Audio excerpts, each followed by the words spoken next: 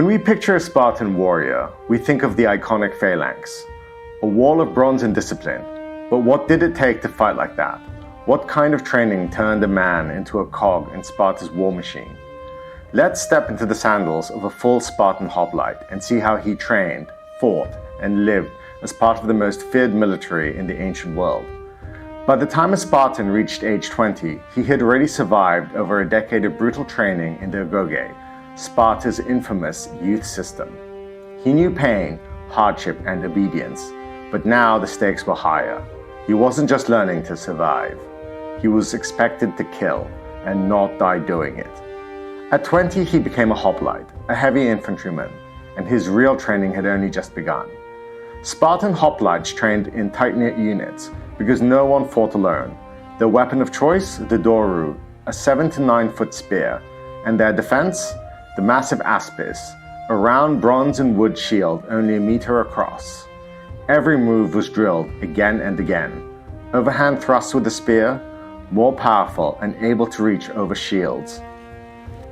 Shield techniques, not just for blocking but pushing, shoving and holding the line. Silent maneuvers, marching in sync to the beat of flutes because unity meant survival. They trained in formation, not free-for-alls, because in the Phalanx, your life depended not just on your skill, but on the man to your left. The Phalanx was more than a tactic, it was a philosophy. Rows of hoplites stood shoulder to shoulder, shields overlapping, spears aimed forward like a wall of deadly branches. Each man's shield protected the man beside him, not himself. That's why Spartans were taught, come back with your shield or on it. The formation was nearly impenetrable from the front. It moved as one, advanced as one, and broke enemies by pressure, discipline, and brute force. There was no room for ego. One man breaking rank could mean death for dozens. So Spartan training was about removing the self and becoming the Phalanx. Even outside of war, Spartan hoplites lived like soldiers. They trained daily, running, sparring, marching, repeating Phalanx drills until it was second nature. They ate together in common mess halls, slept in barracks, and lived by strict codes of conduct. The goal wasn't comfort, it was readiness. A Spartan never really clocked out. He was always on duty. Even at 30, when he became a full citizen, he remained a soldier first and a man second. In battle, the Spartan Phalanx wasn't fast, it wasn't flashy, it was relentless.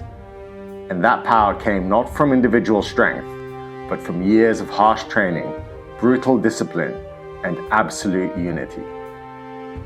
The real weapon of the Spartan hoplite wasn't his spear, it was the man beside him and the trust between them.